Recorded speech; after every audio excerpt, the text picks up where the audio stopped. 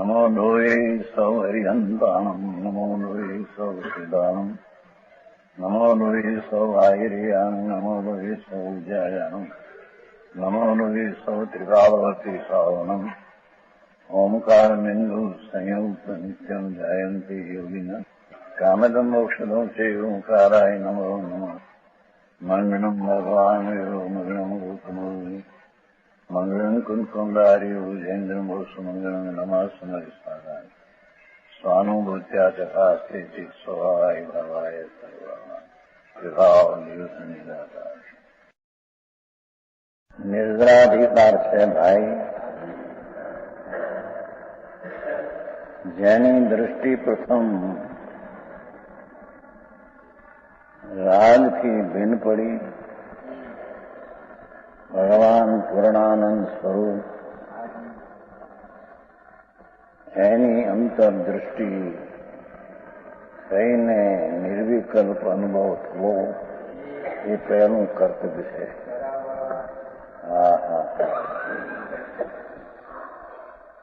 આ જ્ઞાની કોને કહેવાય એની વ્યાખ્યા. હવે જ્ઞાનીને શું પડ્યો છે ને, જ્ઞાની કોને કહેવો ભાઈ? બહુ જાણપણું હોય કે એ અહીં કેમ પ્રશ્ન નથી. અહીં તો કે છે એવું ના શ્લોકમાં પછી વેદ વેદમાં કે છે વિદ્વાન છે.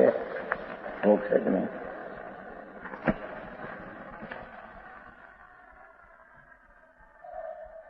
147 શ્લોક છે ને, 147 શ્લોક એમાં વિદ્વાન છે.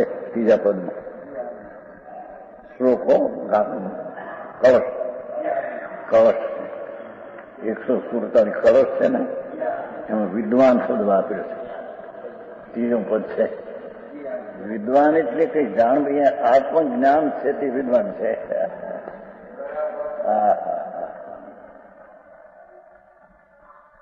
આત્મા અખંડાનંદ પ્રભુ શુદ્ધ ચૈતન ઘન તેનો જેને અંતરમાં આદર સમ્યક દર્શનમાં સમ્યક જ્ઞાનમાં થયો છે તેને અહીં વિદ્વાન કહેવામાં આવે છે. એને આ જ્ઞાની કહેવામાં આવે છે. આ શબ્દ છે ને, હવે જ્ઞાનીને એ શબ્દ છે ને, જેને આત્મા આનંદનો કંદ પ્રભુ તેની જેને દૃષ્ટિ થઈ છે એ જ પહેલું કર્તવ્યને કરવા લાયક છે. જ્ઞાનીને ત્રણેય કાળ સંબંધી પરિગ્રહ નથી. પરિગ્રહ જ્યાં જ્ઞાયક ભાવનો પરિગ્રહ પકડ્યો એને ત્રણેય કાળના બીજા પદાર્થનો પરિગ્રહ નથી.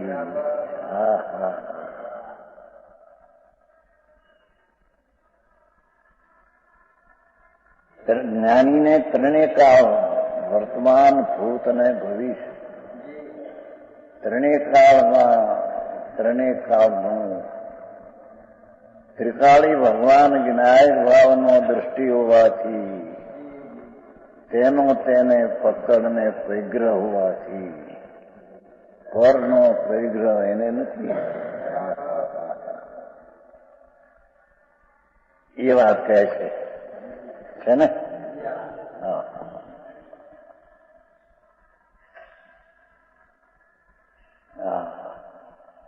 ઉપન્ન ઉદય ભોગો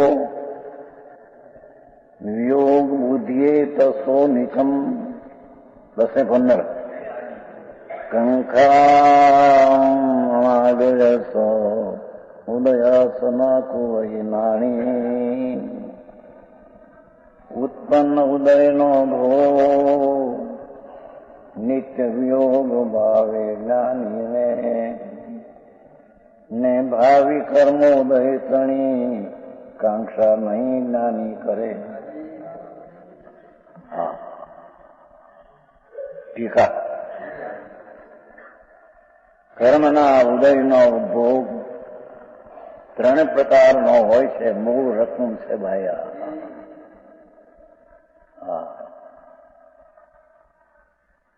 જેને આત્મા પૂર્ણાનંદનો નાથ એવી પ્રતીતિમાં આવ્યો છે, જેનો ભરોસો પૂર્ણાનંદ પરમાત્મા છો એમ ભરોસો અનુભવ થઈને થયો છે. એવા ધર્મી જીવને કર્મના ઉદયનો ઉપભોગ 3 પ્રકારનો હોય. એ આ 3 પ્રકારનો નથી એમ કે એને પેલું સમજાવે છે.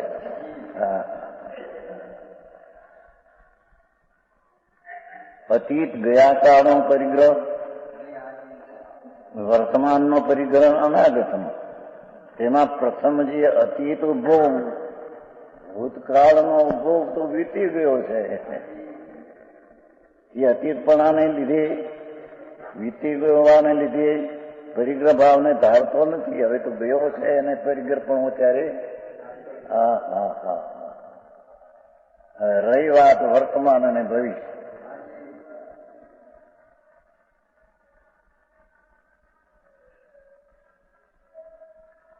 અનાગત ઉપભોગ જો વાંચવામાં આવતો હોય, ભવિષ્યનો ઉપભોગ તો વાંચવામાં આવતો હોય તો જ પરિગ્રહ હોય, તો જ પરિગ્રહને પધારે. આ તો સીધી ન્યાય મૂકે છે.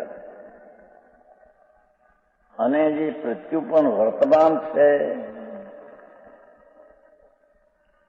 તે રાગ બુદ્ધિએ પ્રવૃત્તો હોય તો જ પરિગ્રહ ભાવને પામે. 3 પ્રકાર કયા? ભૂતકાળનો પરિગ્રહ તો વીતી ગયો એટલે હવે છે નહીં. ભવિષ્યનો જો વાંછા કરે તો એ પરિગ્રહ પણ આને પામે. વર્તમાનમાં પણ પ્રત્યુભોગ તે રાગ બુદ્ધિએ પ્રવૃત્તો હોય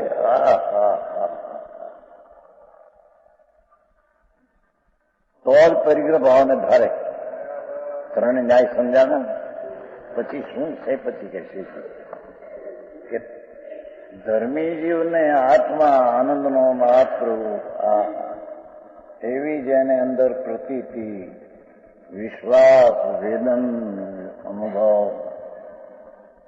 સમ્યક દર્શનની પહેલી દશા, તેને 3 પ્રકારનો પરિગ્રહ જે ભૂતકાળનો હતો વીતી ગયો છે એટલે પરિગ્રહપણાને પામતો. ભવિષ્યની વાંછા કરે તો પરિગ્રહપણાને પામે. અને વર્તમાનમાં રાગ બુદ્ધિએ પ્રવર્તે તો પરિગ્રહપણાને પામે. આ 3 સિદ્ધાંત મૂક્યા.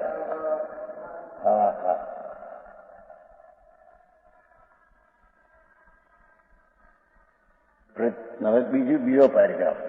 આ 3 તો સિદ્ધાંત કયા કે ધર્મીને ગયા કાળનો પરિગ્રહ તો પરિગ્રહપણાને પામે નહીં, કેમ કે છે નહીં. ભવિષ્યનો પરિગ્રહ વાંછા કરે તો પરિગ્રહપણાને પામે. વર્તમાન પરિગ્રહ રાગ બુદ્ધિ કરે, રાગી પ્રવર્તે તો પરિગ્રહપણાને પામે.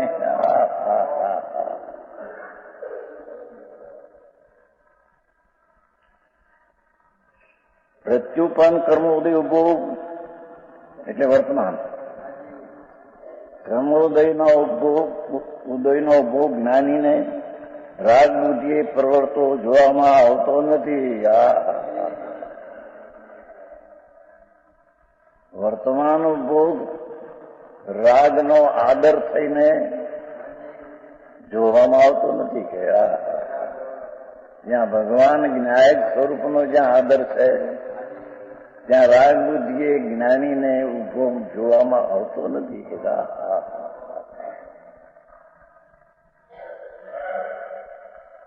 સમજાય છે કાંઈ? પ્રત્યુપન કર્મોદયનો ભોગ ધર્મીને એને રાગ બુદ્ધિએ પ્રવર્તો જોવામાં આવતો નથી. એ મારા છે એમ માનતાથી એની પ્રવૃત્તિ નથી.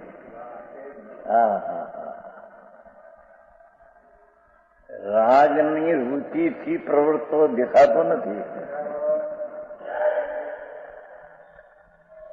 આવો માર્ગ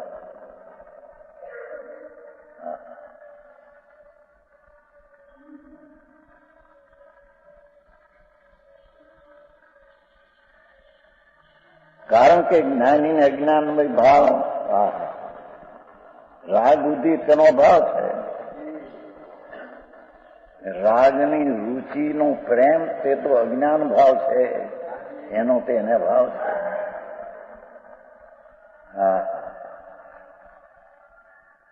જ્ઞાનીને અજ્ઞાનમય ભાવ જે રાગ બુદ્ધિ, રાગનો રસ ને પ્રેમ,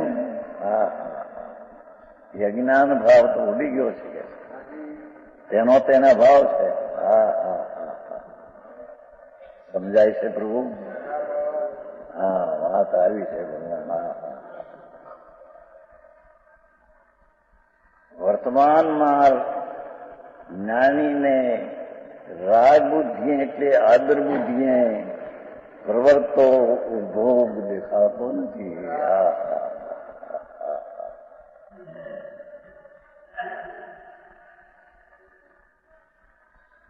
જ્ઞાનીને જ્ઞાનભાઈ રાગ બુદ્ધિ તેનો અભાવ છે, માટે રાગ બુદ્ધિ એ પ્રવૃત્તો જોવામાં આવતો નથી.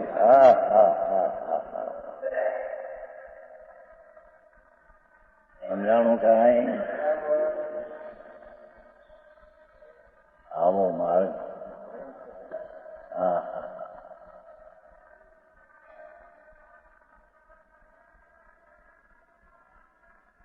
ત્રણ તો પહેલી વાત કરી, હવે ત્રણની વાસ્તવિકતા બતાવે છે કે પ્રત્યુપન જે ભોગ છે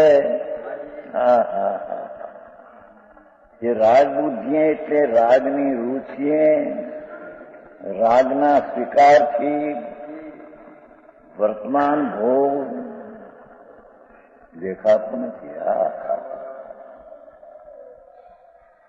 સમજાય છે કાંઈ? કારણ દેખાતો નથી. એનું કારણ ધર્મી નહીં, અજ્ઞાનમય ભાવ રાગ. રાગ તો અજ્ઞાનમય છે, પ્રભુ તો આનંદ ને જ્ઞાનમય છે.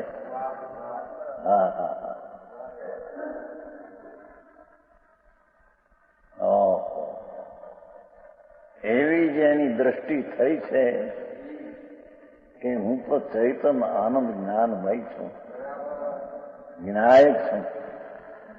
એવો જ્યાં સ્વીકાર અંદર અનુભવમાં એને વર્તમાન ભોગ રાગ બુદ્ધિએ પ્રવર્તો દેખાતો નથી. કારણ કે રાગ બુદ્ધિ તે અજ્ઞાન ભાવ છે, તે તેનો એને અભાવ છે.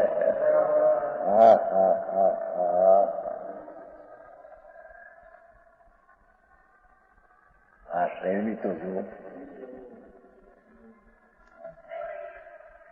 એની પેલી શ્રદ્ધામાં તો નક્કી કરે છે.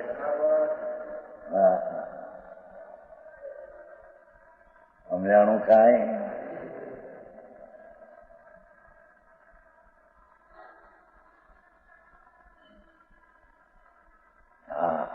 શું શૈલી, શું વસ્તુની સ્થિતિની મર્યાદાના કથનો.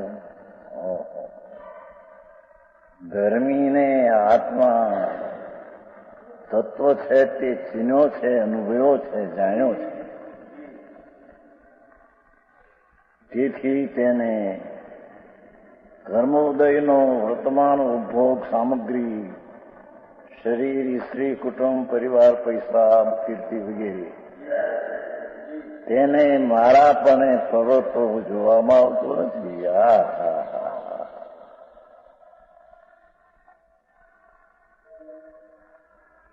કારણ મારાપણે જોવામાં આવતો નથી. એનું કારણ રાગમાં પોતાપણાની બુદ્ધિ જેને ઉડી ગઈ છે. જોવું તો સિદ્ધાંત સમજાય છે કાંઈ?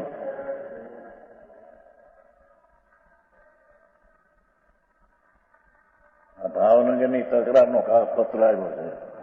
એ શોભે છે ભાવનગર વાળાને. આવા 3 જણા મુખ્ય માણસો, એનો અનાદર, એને છૂટું પડવું જોઈએ. આવી દશા, આવું માર્ગ મળ્યો એને.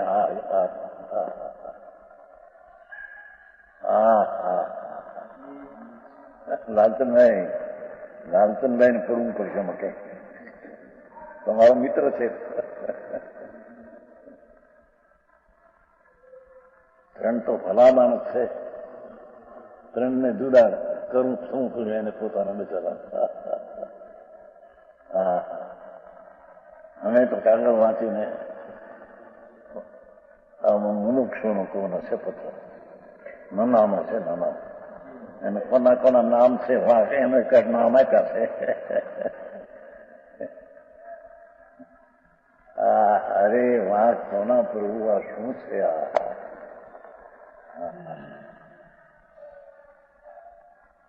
ભગવાન તું તો જ્ઞાતા જ્ઞાયક છો ને માત.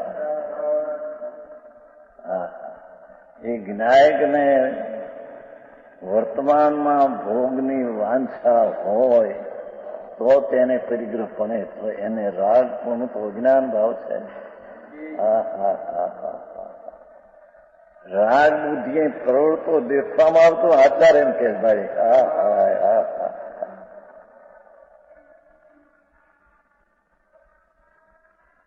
કારણ રાગ ભાવે બુદ્ધિએ પ્રવૃત્તો તો કોઈ આવતો નથી.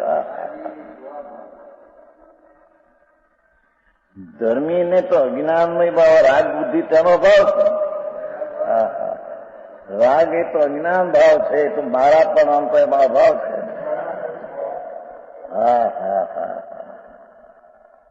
શું શૈલી, ગજબ વાત છે. વસ્તુને પ્રસિદ્ધિ કરવાની આ આત્મખ્યાતિ છે ને, સંસ્કૃતિક આત્મખ્યાતિ છે. આત્માની પ્રસિદ્ધિની રીત કોઈ અલૌકિક.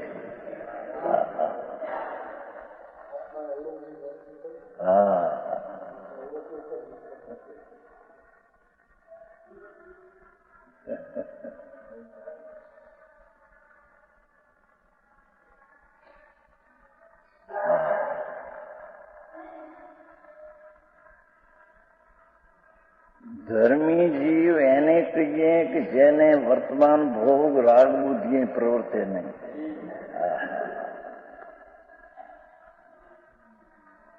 કારણ કે અજ્ઞાનમય ભાવ રાગ તો છે, એની બુદ્ધિ જ્ઞાનીને વધતી નથી.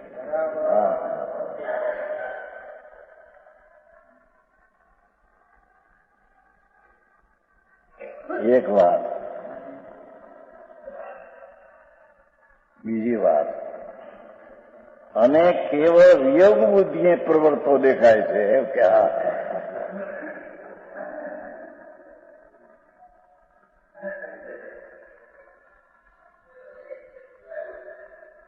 રાગ બુદ્ધિએ પ્રવર્તો દેખાતો નથી. એનું કારણ કે રાગ બુદ્ધિ તે અજ્ઞાન ભાવ છે, તે એનો ભાવ છે. બીજું કે કેવળ વિયોગ બુદ્ધિએ પ્રવર્તો દેખાય. રાગમાં વિયોગ બુદ્ધિએ પ્રવર્તો દેખાય છે. સ્વભાવના આદર બુદ્ધિએ દેખાય છે કે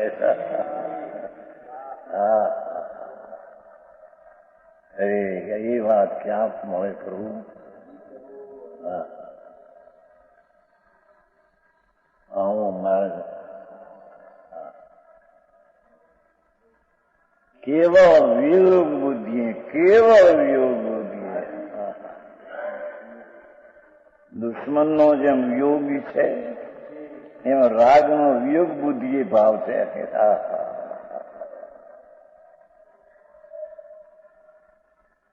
રાગના રસ બુદ્ધિ ભાવ નથી.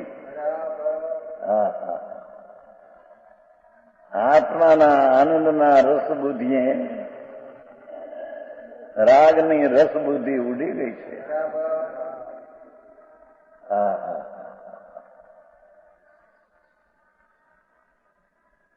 અમૃત રહ્યા છે અમૃતચંદ્રાચાર્ય.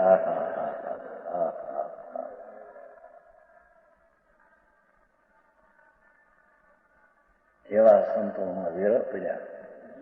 આવા કાળે આવા સંતને આવી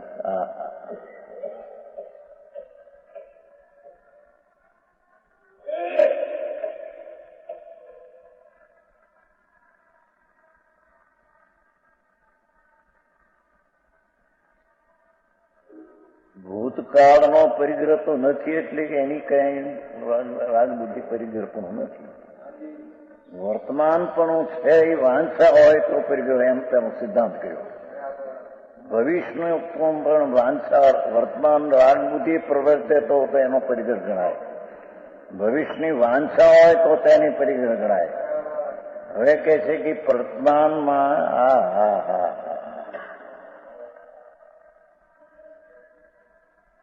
રાગ બુદ્ધિ પ્રવૃત્તો જોવામાં આવતો નથી. નિરાગ અમે તો એમ કહીએ છીએ કે, અને એમ અમે જાણીએ છીએ.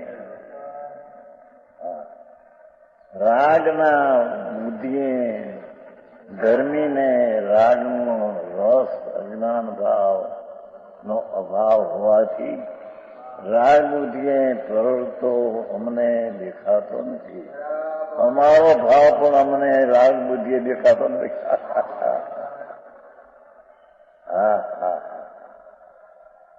અરે આવો માર્ગ એની હા પાડીને રુચિ કરે તો આગળ વધી જાય.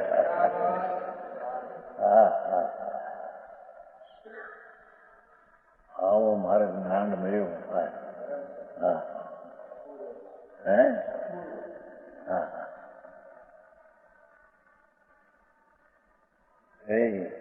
સવારમાં જરીક થઈ ગયું હતું કે રામજીભાઈ એનું પહેલું જન્મદિન પહેલું દૂધ કેમ ન લગાવે ખબર છે? બૈરાને જરી કીધું કેમ લે એમ કીધું. રામજીભાઈ નહીં સાંભળ્યું હોય.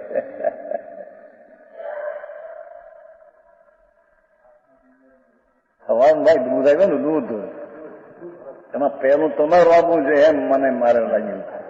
તે પાછળ આવ્યા ને મેં બૈરાને કહ્યું. પેલા બીજા આવ્યા, પેલા રામજીભાઈ આવવા જોઈએ. એના માણસો આવા ઢીલા હતી છે. મેં કહ્યું બૈરાને કહ્યું હું કરું.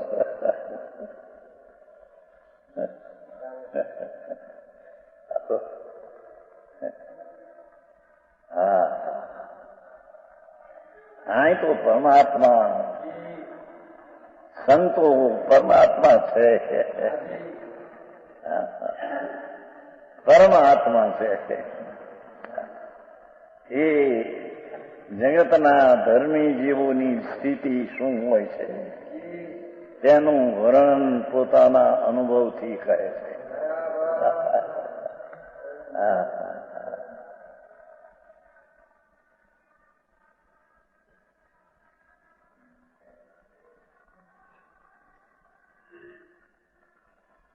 ધર્મીને અજ્ઞાનમય ભાવ જે રાગ બુદ્ધિ તેનો અભાવ છે, તેથી રાગ બુદ્ધિ પ્રવૃત્તો જોવામાં આવતો નથી. અને કેવળ વિયોગ બુદ્ધિએ પ્રવૃત્તો રાગની પણ એ બુદ્ધિએ પ્રવૃત્તો દેખાય છે. ઉપાધિ બુદ્ધિ તેની ટળી ગઈ છે. ભગવાન આત્માને જ્યાં ઉપાધિપણે જાણ્યો એને રાગ બુદ્ધિ ને એ બુદ્ધિએ તેને ટાળ્યો છે. અને જેને રાગની ઉપાધિ બુદ્ધિ કરી તેને ભગવાનનો આત્માનો અનાદર હે કર્યો. શું કહ્યું? જેને વર્તમાન રાગની ઉપાધિ બુદ્ધિ કરી તેને ભગવાન અનાકુળ આનંદનો નાથ તેને એ કર્યો.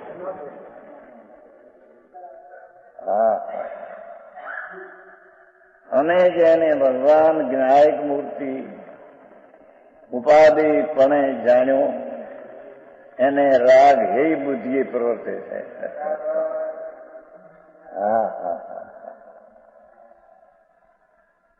અરે આ કાણા ક્યાંક ભાઈ જુઓ ને મોરબીમાં કેટલું બાઈ હતી આપણને નહીં બિચારી અપંગ દલિતનભાઈ ના ભાઈ નાના એ બિચારી ઉપર ચડાઈ ગયા, ઉપર ચડાવી જાણે તો બાને ઉપર સુધી પાણી આવી ગયું તો ચેતણા મરી ગયા, ખેંચી લીધા મળવું. હા આવી સ્થિતિ બાપુ.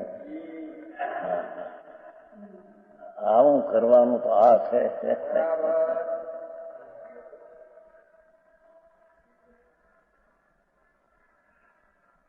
ધર્મી જીવની કેવી બુદ્ધિ હોય તે પેલું આ વર્ણન કરે છે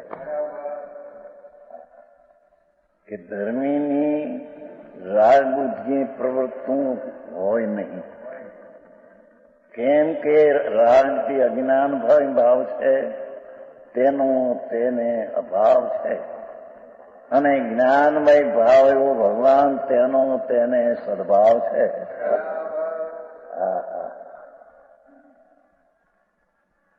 સમજાણું કાંઈ? જેવું પડે પણ માર્ગ આ છે.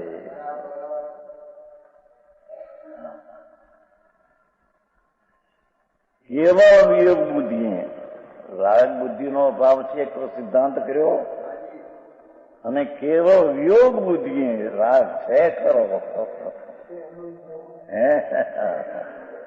પણ વિયોગ બુદ્ધિ એ બુદ્ધિ ચાહે તો શુભ પ્રશસ્ત રાગ હો, ધર્મી નહીં એ બુદ્ધિ પ્રવર્તે છે. સમજાય છે કાંઈ?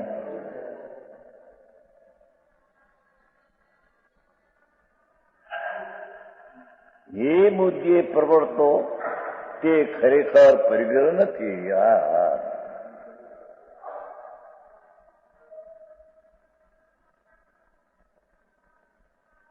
રાજને એ બુદ્ધિએ પ્રવર્તતું દેખે તેને પરિગ્રહ ક્યાંથી આવ્યો? તેને રાગનો પરનો પરિગ્રહ ક્યાં છે?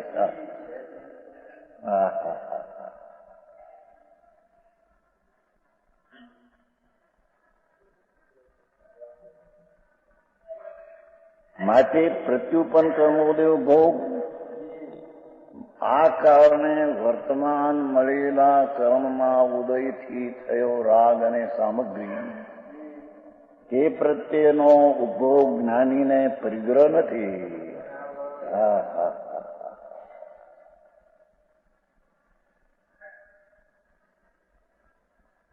સમજાણું કાંઈ?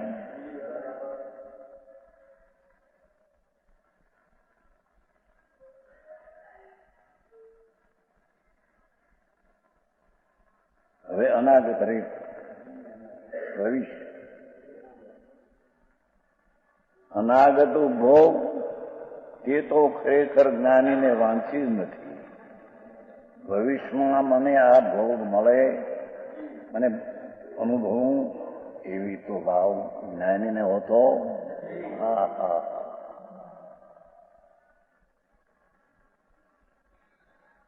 અર્થાત જ્ઞાનીને ત્યાંની વાંછા જ નથી.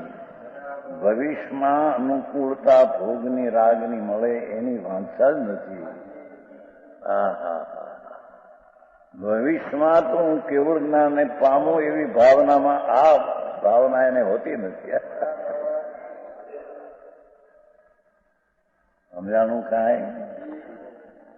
ભવિષ્યમાં હું તો કેવળ જ્ઞાનને પામું તે સાદી અનંતપણે એવી જેને ભાવના એને ભવિષ્યના ભોગની વાંછા હોતી નથી. જો આ સંતોની કથની આવી વાત દિગંબર સંતો સિવાય ક્યાંય, પણ એના માનનારાઓને પણ ખબર નથી. સમજવાય? આવું વાત ચૈતન સૂર્ય જ્યાં ઉગ્યા એને રાગના અંધકારના આદર કેમ હોય કે?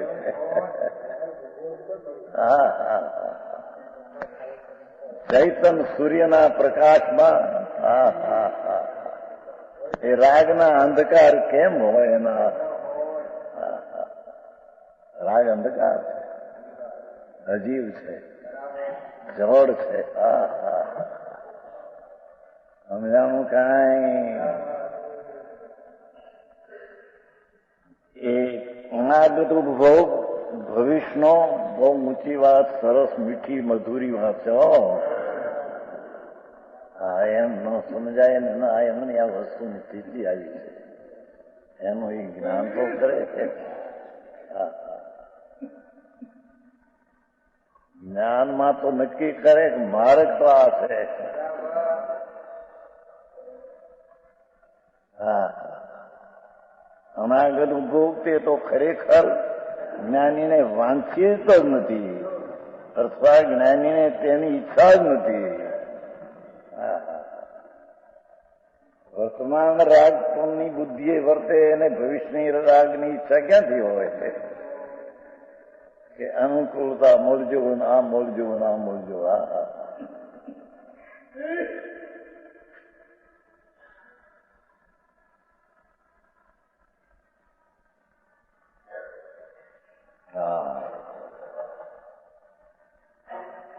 અમૃત વેવડા છે પરમ સચના વાણના વેણા. વેણના ભલે વાયા નથી બાયું ગતિ અને લગ્ન વખતે ત્યાં વેણનું ક્યાં હતું, ત્યાં ધંધારું છે બધું. પરણે તારે ગાય છે ને હા વેણના વાયા નથી. ભગવાન ચૈતન સૂર્ય એનો પ્રકાશ થયો એવા ધર્મીને વર્તમાન ભોગ એ બુદ્ધિએ વર્તે, ભવિષ્યની વાંછા એને હોતી નથી. વર્તમાન જ્યાં એ બુદ્ધિએ વર્તે તો ભવિષ્યની વાંછા ક્યાંથી?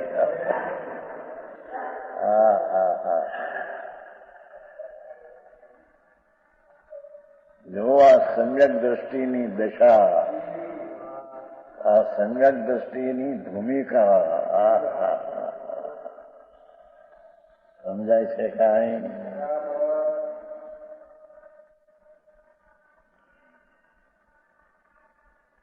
કારણ કે જ્ઞાનીને અજ્ઞાનમય ભાવ જે વાંછા, ઓલામાં વર્તમાન હતું તો જ્ઞાન ભાવ જે રાગ બુદ્ધિ એમ હતું. આમાં અજ્ઞાનમય ભાવ જે વાંછા એનો ભાવ છે.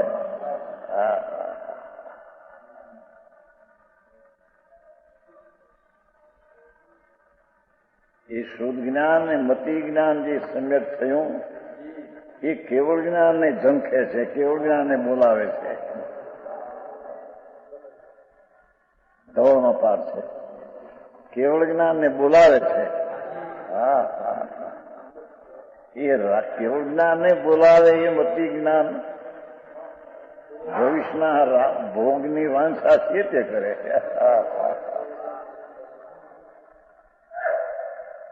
નહીં બધું આવું છે અહીંયા.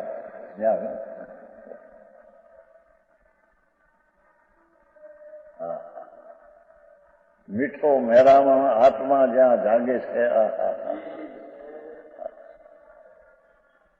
મેળામાં માજા ન મૂકે આવે છે ને એમાં સેલૈયો સત ન ચૂકે એવી વાત અન્નમાં આવે છે. ભાવો આવ્યો તેમ કે તારા દીકરાનો મારે હાર લેવો છે એવી વાત એ રૂપમાં આવે છે. પોરબંદર પાસે ગામ છે ને બોલો કે મારો દીકરો ગયો છે ભણવા, હવે એને શું અહીં છે ને ત્યાં ત્યાં સાંભળ્યું ત્યાં છે એ ગામ કેવું નામ છે? હે બિલકા બિલકા સાચી વાત છે, નામ ભૂલી જાય. બિલકામ ખબર છે. એ ચેલાને ખબર પડે છે દીકરાને કે કરી મારો બાપ મને બોલાવે છે, તો એવું બોલે છે. મેળાનો માજા ન મૂકે ચેલુયો સુખ ન ચૂકે. હું તો ત્યાં જવાનો ભલે ખાંડે.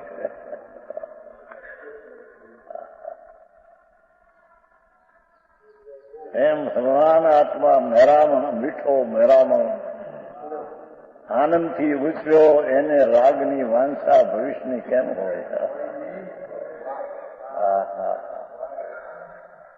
સમજાણું કાંઈ મારા બાપા અત્યારે તો 12માં બહુ ફેરફાર કરી નાખ્યો પ્રભુ. એની પદ્ધતિ ને એની રીત ને એનો પડખું શું છે? ધર્મીનું પડખું તો આત્મા છે. રાગને પડખેથી તો છૂટી ગયો છે.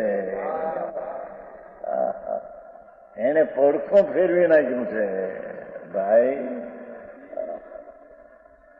ડાબે પડકે સૂતો હોય ને પછી બહુ ઓલું લાગે જમણે પડકે હોય. વધારે તો જમણે હોવાની તે હોય છે.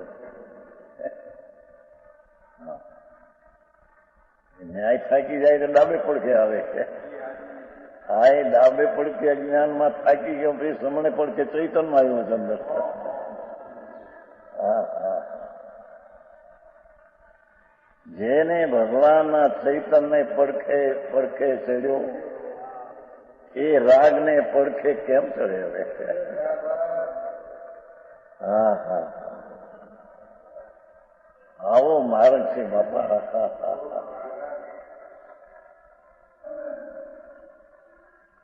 અજ્ઞાનમય ભાવ વાંચા તેનો અભાવ છે. માટે અનાગત કર્મો બહુ જ્ઞાનીને પરિગ્રહ નથી. વર્તમાન વિયોગે વર્તે માટે નથી, ભવિષ્યમાં એની વાંછા નથી માટે નથી. હા હા,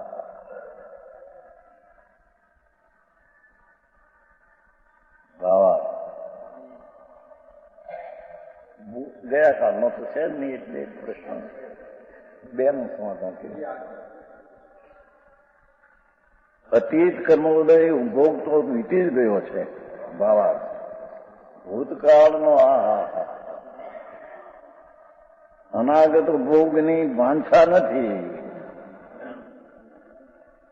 જ્યાં ચૈતન પ્રકાશના નૂર પ્રત્યા એની આગળ ભવિષ્યમાં રાગની એની ઈચ્છા, પરની સામગ્રીની ઈચ્છા કેમ હોય? હા હા, કારણ કે જે કર્મને જ્ઞાની અહિતરૂપ જાણે છે, રાગરૂપી કર્મ એને અહિતરૂપ જાણે છે, તેના આગામી ઉદયના ભોગની વાંછા તે કેમ કરે? ભવિષ્યમાં રાગ મેં થાય ને હું ભોગું એ ભાવનામાં હોય ને. ભાઈ કામ ભાઈ.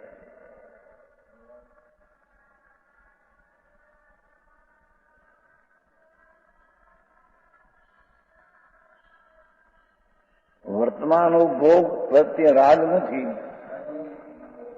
કારણ કે જેને એ જાણે તેના પ્રત્યે રાગ કેમ હોય? હા હા હા,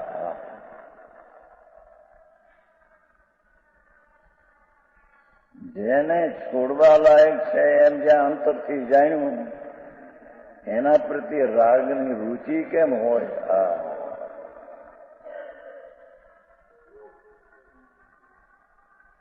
સમજાય છે કાંઈ? ધીરાના માર્ગ છે ભાઈ.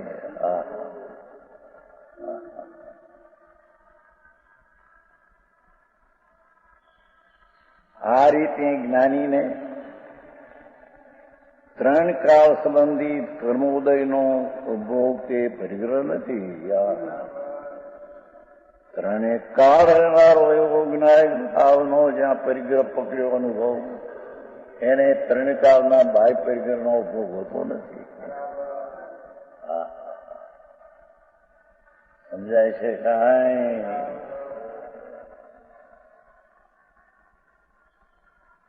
જ્ઞાની જે વર્તમાનમાં ઉપભોગના સાધનો મેળવે ત્યારે કોઈને એમ લાગે કે આ ધર્મી છે ને હજી આ બાયડી પણ છે, આ રડે છે, દૂધરાને બે છે.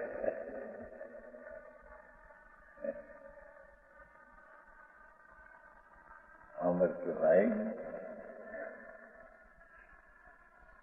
જ્ઞાની જે વર્તમાનના ઉપભોગના સાધનો ભેળા કરે છે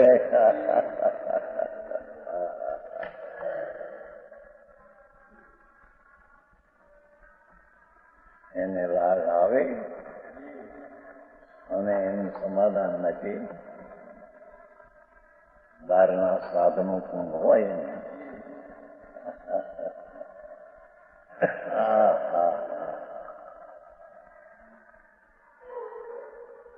વર્તમાનમાં ઉપભોગના સાધનો ભેળા કરે પાછા જેવું.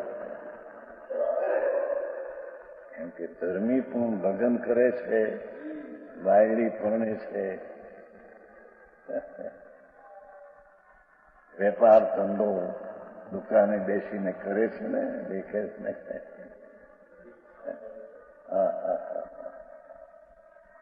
એ વર્તમાનના ઉપભોગના સાધનો ભેળા કરે છે.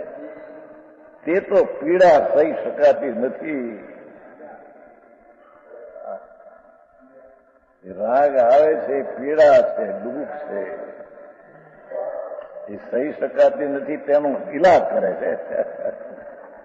જેની વાત છે.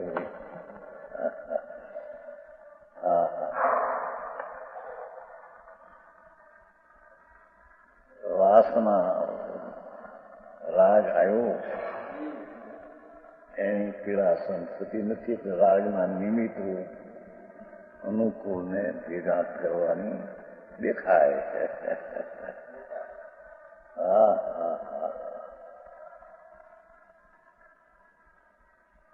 રોગી જેમ રોગનો ઇલાજ કરે, એ રાગ આવ્યો એ રોગ છે, એનો ઇલાજ કરે છે. એ રોગીનો રોગ જેમ ઇલાજ કરે એમ છે.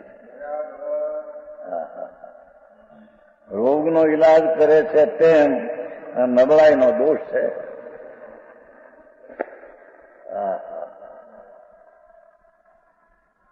રાગ ભાવ આવ્યો અને એને મટાડો આવ્યો, વિષયના સાધનો ભેગા કરે એમ દેખાય. કોણ ભેગા કોણ કહી શકે? પણ કે છે એ નબળાઈનો દોષ છે, એને ધર્મી જાણે છે. આ મારી ચીજ નથી, તો મને અંદર વિતરાગતા નથી, સર્વાનું સહનશીલપણું નથી.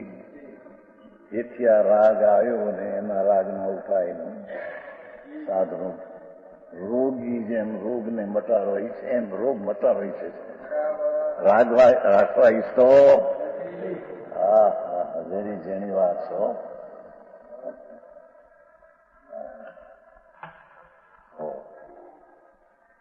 કે વર્તમાનમાં રાગ બુદ્ધિ નથી, માટે પ્રેરણા નથી, છતાં કે છે કે એના રાગ દેખાય છે ને આ સાધન ભેગા વિષયનો બાહિરનો ઊંડાનો એ રાગનો રોગ જાણીને એનો ઇલાજ છે એ છોડે હતો. રાગને છોડવા માંગે છે.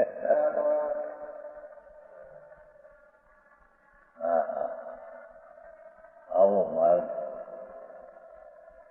ખડગની ધાર જેવો.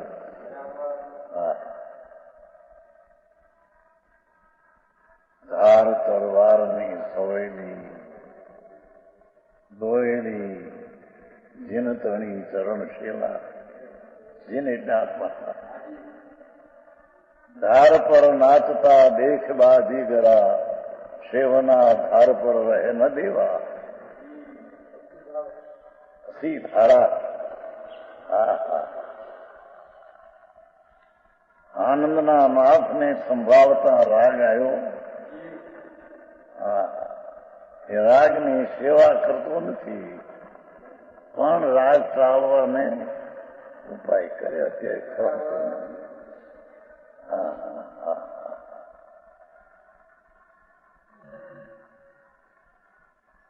છતાં તેનો તેને પ્રેમ નથી, તેનો તેને રોગને મટાડવા જેમ કરે એમાં રોગ રાગ રોગ છે ને મટાડવા કરે છે. જેની વાત છે ભાઈ.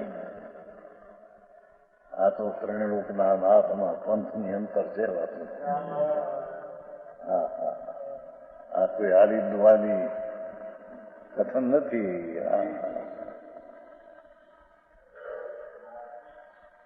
રોગી જેમ રાગનો રોગનો ઇલાજ કરે એમ ઇલાજમાં જોડાઈ જાય છે, છતાં તેનો આદર નથી, અંદર રસ નથી.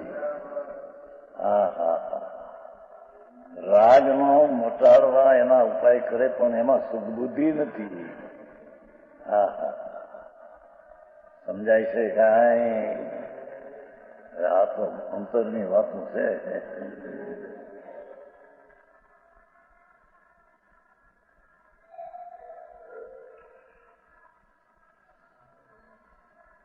હવે પૂછે છે કે અનાગત કર્મોદય ભવિષ્યનો ઉપભોગને જ્ઞાની કેમ વાંચતો નથી? ભવિષ્યના ઉપભોગને જ્ઞાની કેમ વાંચતો નથી? એમ શિષ્યનો પ્રશ્ન. કુતો અનાગતમ ઉદયમ જ્ઞાની સમકાંક્ષતી. સંસ્કૃત છે, બહુ ગાથા સારી. આ ગાથા 91 આવે ને ઉમરાળાથી ત્યારે દાસે આ પ્રશ્ન પૂછ્યો હતો. પુરુષોત્તમ દાસ આવ્યા નથી આવ્યા, એના આ ગાથાનો પ્રશ્ન પૂછ્યો. 91 મા મહિનો ફાગણ, ઉમરાળા પછી ફાગણ ત્રીજા આવ્યો ને અહીંયા આ પ્રશ્ન વેદ વેદકનો. હા,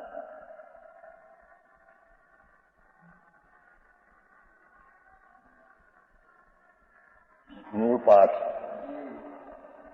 જો વિદી જઈ સમયે સમયે વિણસે ઉભયમ તં જાણબોધુ નાણી ઉભયમ પી ન કંકઈ કયાવી.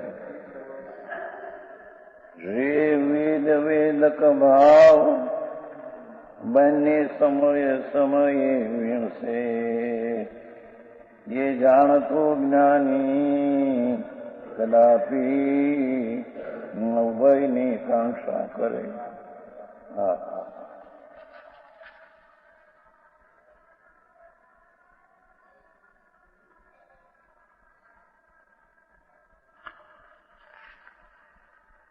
ટીકા. જ્ઞાની તો સ્વભાવ ભાવનું ધ્રુવપણું. હા હા, ભગવાન ધ્રુવ તેનો જેને પકડ થયો ને સ્વભાવ ભાવ જે ધ્રુવ. હા, નિત્યાનંદનો નાથ ભગવાન ધ્રુવ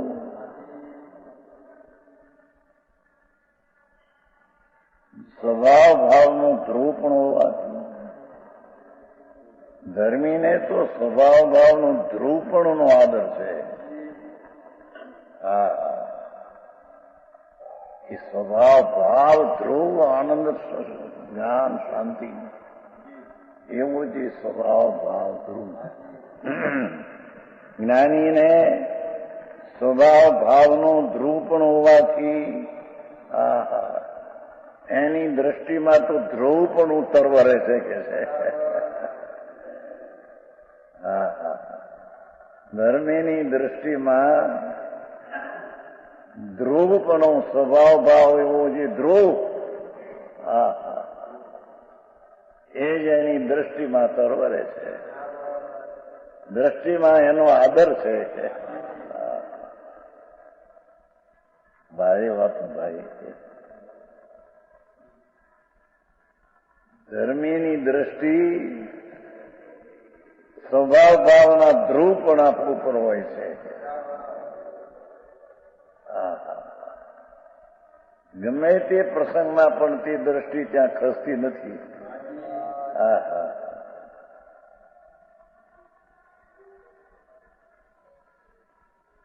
ધર્મીને ગાથા ભારે ઊંચી છે. સ્વભાવ ભાવનું સ્વભાવ ભાવ ત્રિકાળ સ્વભાવ ભાવ આનંદ જ્ઞાયક સ્વભાવ ભાવ એનું ધ્રુવપણું હોવાથી ટંકોત્કીર્ણ આ જ્ઞાયક ભાવ સ્વરૂપ નિત્ય છે.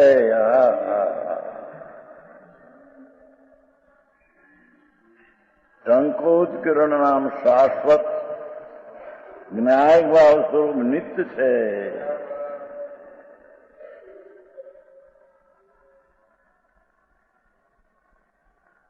જ્ઞાયક સ્વભાવ ભાવ ધ્રુવ સ્વભાવ ભાવ છે એ નિત્ય છે. ધર્મીની દ્રષ્ટિમાં ત્યાં છે.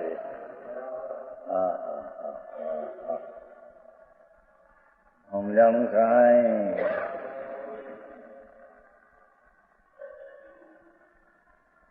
અને જે વેદવેદક ભાવો છે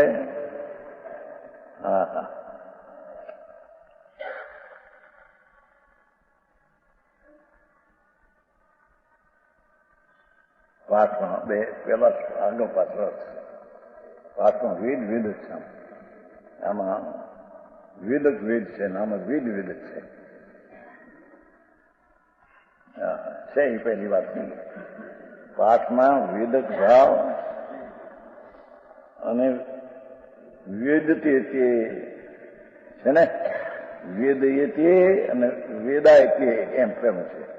આમાં વેદાય તે વેદવાને કીધું.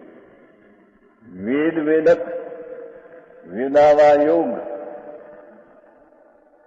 વેદન વેદનાર વર્તમાન વર્તમાન વેદાવા યોગ એની ઈચ્છા જે પદાર્થ અને તે વખતે વેદવું તે વેદનાર. ઈચ્છા કાળે વેદવાની વસ્તુ છે નહીં અને વેદવાની વસ્તુ આવે ત્યારે એ ઈચ્છા રહેતી નથી. બેનો મેળ નથી. શું કહ્યું એ કે જે પદાર્થ ભોગવવાની ઈચ્છા થાય તે ઈચ્છા કાળે તો સામે વસ્તુ નથી અને વસ્તુ આવી ત્યારે ઓની ઈચ્છાનો કાળ રહ્યો નથી. એટલે તો ઈચ્છાનો નાશ થઈ ગયો. એટલે વેદ વેદક ભાવનો મેળ નથી. બે નાશવાન છે. ઈચ્છા થઈ પરવસ્તુને ભોગવાની ત્યારે પરવસ્તુ નથી. પરવસ્તુ આવી ત્યારે ઓની ઈચ્છા નથી. માટે બે ક્ષણિક નાશવાની ઈચ્છા કેમ હોય? અવિનાશી ધ્રુવ સ્વભાવની દ્રષ્ટિને લઈને આવા નાશવાની ઈચ્છા જ્ઞાનીને હોતી નથી. ન્યાય સમજાય છે કાંઈ? એક વાસના થઈ અંદર હતી કે મારી આબરૂ હોય તો ઠીક. હવે જયારે આબરૂ થઈ ત્યારે ઓલી વૃત્તિ તે કાલે હતી નથી. તો બેનો મેળ ખાતો નથી. મેળ નથી ખાતો એની વાંછા કેમ જ્ઞાનીને હોય?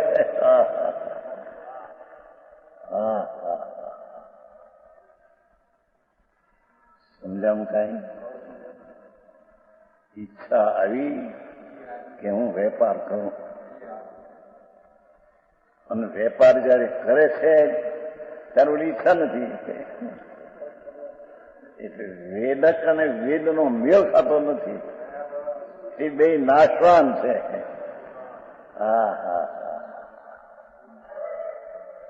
બહુ સરસ વાત છે.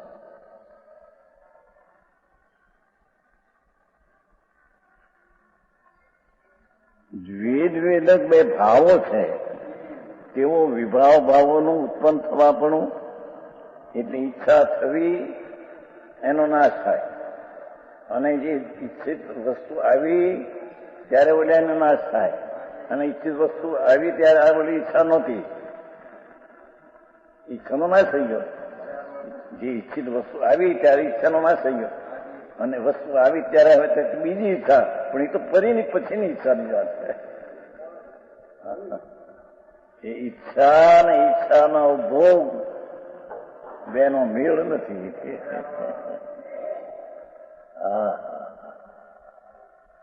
આવી વાતો છે.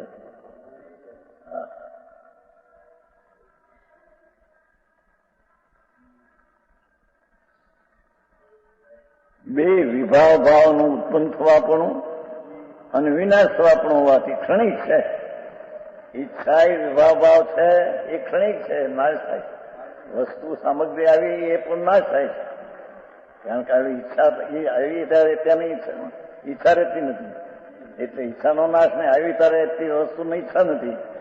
હા હા હા, એ વસ્તુની આવી ત્યારે એની નાશવાન છે અને ઈચ્છા થઈ એ પણ નાશવાન છે.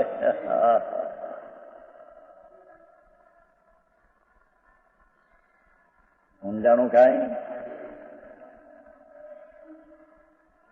ત્યાં જે ભાવ કાંક્ષમાં વાંછા કરનારા એવા વેદભાવને વેદે છે, વેદભાવને અનુભવનાર છે, એ વેદક ભાવ ત્યાં સુધીમાં ઉત્પન્ન થાય ત્યાં સુધીમાં કાંક્ષમાં જે ચીજો વેદાવા યોગ છે આવી એ પેલા વાંછા જે હતી તો વાંછાનો નાશ થઈ જાય. હા હા, જેની વાત છે થોડી ગાથા ઝીણી છે. જ્ઞાયક ભાવનું ધ્રુવપણું જે સ્વભાવ ભાવનો હોવાથી વર્તમાન જે પદાર્થને ઈચ્છે તે કાળે તે પદાર્થ નથી, નહીતર ઈચ્છા કેમ થાય? અને જયારે પદાર્થ આવે છે ત્યારે ઈચ્છા નથી. હા હા, કારણ પદાર્થ પણ અનિત્ય છે એટલે ઈચ્છા કાળે અનિત પદાર્થ આવતો નથી, અને અનિત પદાર્થ આવ્યો ત્યારે ઈચ્છા અનિત છે તે રહેતી નથી. સમજાવવામાં કઈ આવી વાત છે.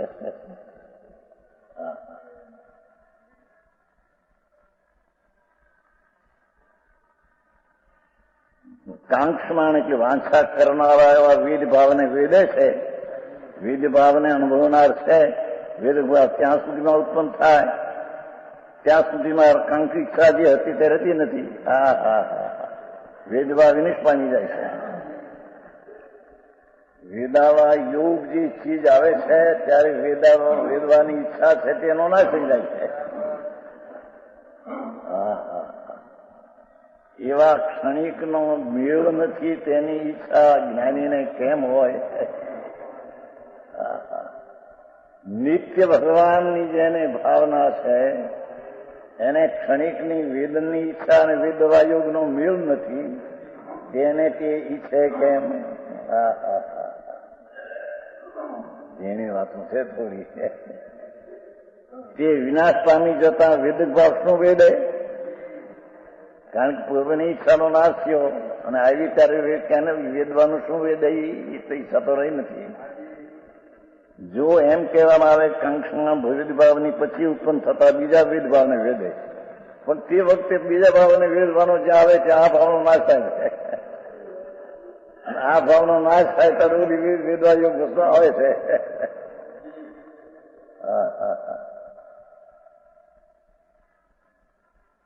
દાસે આ પ્રશ્ન કરેલો ભાવનો જે તેડી હતા ને તેડી ઉમરાળા આવ્યા ને જયારે અહીંયા આપણને ભગવાન થી જ અહીંયા આવ્યા છે એ પેલા ઉમરાળે પ્રશ્ન કરેલો આમાં.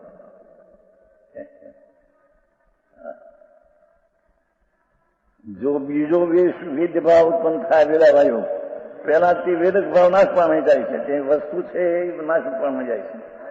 પછી તે બીજા વેદભાવને કોણ વેદે? જો એમ કહેવામાં આવે કે વેદક ભાવની પછી ઉત્પન્ન થતો બીજો વેદક ભાવ ત્યાં વેદે, તો ત્યાં એમ છે કે બીજો વેદક ભાવ ઉત્પન્ન થયા પહેલા વેદભાવ શું જાય છે? પછી તે બીજો વેદક ભાવ શું વેદે? આ રીતે કાંક્ષમાણ ભાવના વેદનની અણવસ્થા, ઈચ્છાયેલા ભાવનું વેદવું તેની અણવસ્થા મેળ નથી. તે અણવસ્થાને જાણતો જ્ઞાની કાંઈ પણ વાંચતો નથી. હા હા, ઈચ્છાની ઈચ્છા નથી એટલે વાંચતો નથી. અંતરની ભાવનામાં નિત્ય સ્વભાવ ભાવની દ્રષ્ટિ હોવાથી તેની ભાવનામાં છે, આ ભાવમાં આવતો